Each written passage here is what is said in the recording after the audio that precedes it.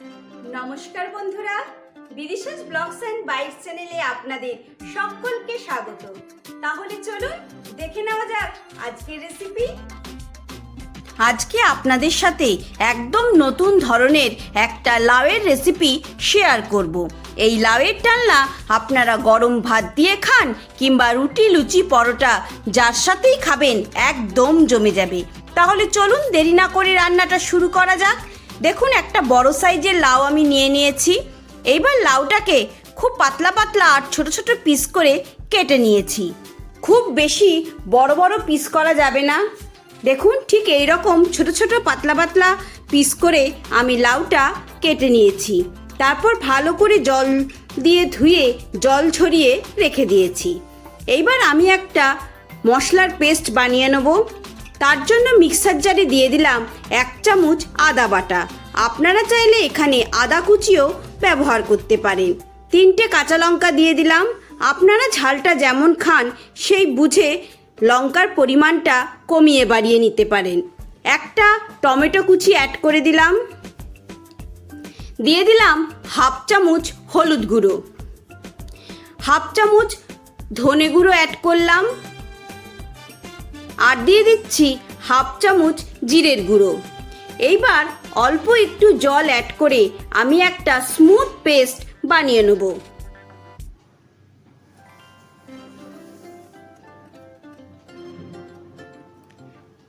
দেখুন, রান্নাঘরে এসে গেছি, কড়াই বসিয়ে দিয়েছি। কড়াইতে দিয়ে দিলাম 4 চামচ মতো সর্ষের তেল। তেলটা বেশ ভালো করে গরম করে নিলাম। এইবার আমি কয়েকটা পাঁপড় ভেজে নেব। আপনাদের কাছে যে সাইজের ছোট বড় পাঁপড় আছে আপনারা ভেজে নিতে পারেন। আমার কাছে গোল গোল ছোট ছোট পাঁপড় ছিল, আমি সেই পাঁপড়গুলো 5 থেকে 6টা ভেজে নেব। এইভাবে চেপে চেপে আমি পাঁপড়গুলো ফ্রাই করে নেব।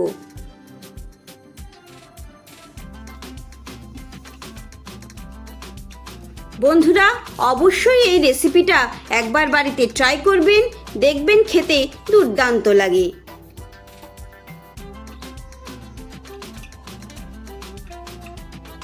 এইভাবে উল্টে পাল্টে আমি পাঁপড়গুলো ফ্রাই করে নেব।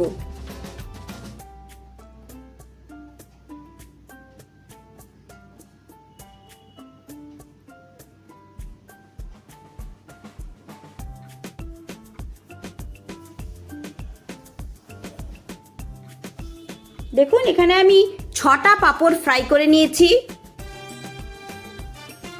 ওই পাঁপড় ভাজার তেলের মধ্যেই অ্যাড করে দিলাম একটা শুকনো লঙ্কা, একটা তেজপাতা আর 1/2 হিং ফোড়ন। ফোড়নটা একটু ভালো করে নাড়াচাড়া করে নিলাম। এইবার দিয়ে দেবো 2টো ছোট সাইজের পেঁয়াজ কুচি। পেঁয়াজটা খুব ভালো করে ফ্রাই করে নেব।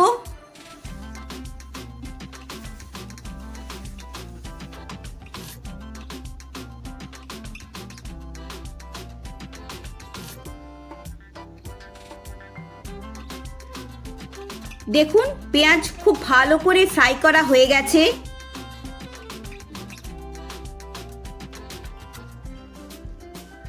এইবার অ্যাড করে দেব আমি যে মশলার পেস্টটা মিক্সিতে বানিয়েছিলাম সেই পেস্টটা। ভালো করে একটু পেঁয়াজের সাথে মিশিয়ে নিলাম। এইবার মিক্সার বাটিটা ধুয়ে অল্প একটু জল অ্যাড করে দিলাম যাতে মশলাটা লেগে না যায়। এইবার মশলাটা ভালো করে কষিয়ে নিতে হবে। কালারের জন্য অ্যাড করছি 1/2 চামচ কাশ্মীরি লঙ্কার গুঁড়ো। এইবার 5 মিনিট মতো খুব ভালো করে মশলাটা আমাদের কষিয়ে নিতে হবে। দেখুন, মশলা খুব ভালো করে কষানো হয়ে গেছে।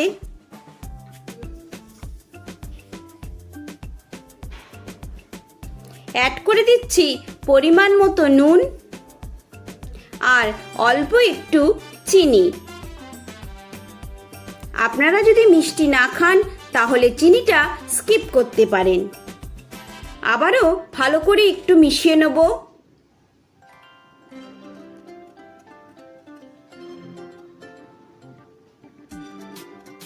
এইবার অ্যাড করে দেব কেটে রাখা লাউগুলো।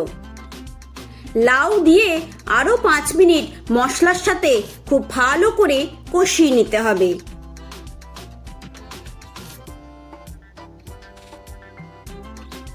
দেখুন 5 মিনিট আমি মশলার সাথে লাউগুলো খুব ভালো করে কষিয়ে নিয়েছি।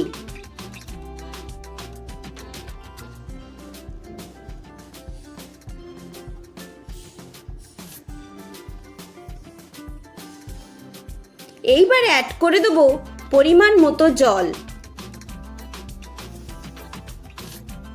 ভালো করে একটুখানি মিশিয়ে নিচ্ছি। এইবার ঢাকা দিয়ে আমি 12 থেকে 15 মিনিট রান্না করে নেব, যাতে লাউগুলো খুব ভালো করে নরম হয়ে যায়। দেখুন 5 মিনিট পর আমি ফিরে এসেছি। 5 মিনিট পর ঢাকাটা তুলে একটুখানি নেড়ে দিচ্ছি।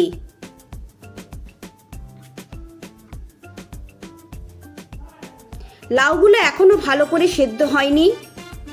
ঠিক এই স্টেজে আমি অ্যাড করে দেবো ভেজে রাখা পাঁপড়গুলো। পাঁপড়গুলো হাত দিয়ে হালকা করে একটুখানি আমি গুঁড়ো করে নিয়েছি। খুব বেশি গুঁড়ো করিনি, অল্প একটু গুঁড়ো করেছি, অল্প অল্প বড়ও আছে। ঠিক এইভাবে আমি ভালো করে লাউয়ের ঝোলের সাথে পাঁপড়গুলোকে মিশিয়ে দিলাম। আবারও ঢাকা দিয়ে 10 মিনিট আমি রান্না করে নেব, যাতে পাঁপড়ের গন্ধটা ভালো করে ডালনার মধ্যে চলে আসে। দেখুন 15 মিনিট পর ফিরে এসেছি। দেখেই কি ভালো লাগছে, কতটা সুন্দর দেখতে হয়েছে। দেখুন আমাদের এই লাউয়ের ডালনা একদম মাখো মাখো তৈরি হয়ে গেছে, আর লাউও খুব ভালো করে নরম হয়ে গেছে। ঝোলটা অনেকটাই শুকিয়ে গেছে। ভালো করে একটুখানি ঝোলের সাথে লাউগুলোকে মিশিয়ে দিলাম।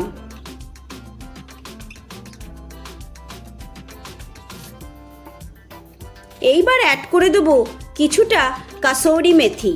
এখানে ধনেপাতা গন্ধটা ভালো লাগবে না, তাই কাসুরি মেথিটার গন্ধ খুবই ভালো লাগবে। আপনারা অবশ্যই কাসৌরি মেথিটা অ্যাড করবেন। একটু ভালো করে মিশিয়ে দিলাম। আপনারা চাইলে এখানে হাফ চামচ ঘিও অ্যাড করতে পারেন।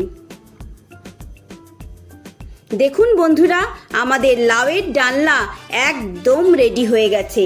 অবশ্যই বন্ধুরা বাড়িতে একবার এই লাউয়ের ডালনা ট্রাই করবেন, দেখবেন খেতে দুর্দান্ত হয়।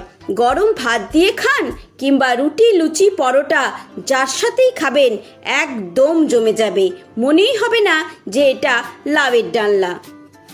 তাহলে বন্ধুরা রেসিপিটা আপনাদের কেমন লাগলো অবশ্যই আমাকে কমেন্ট করে জানাবেন।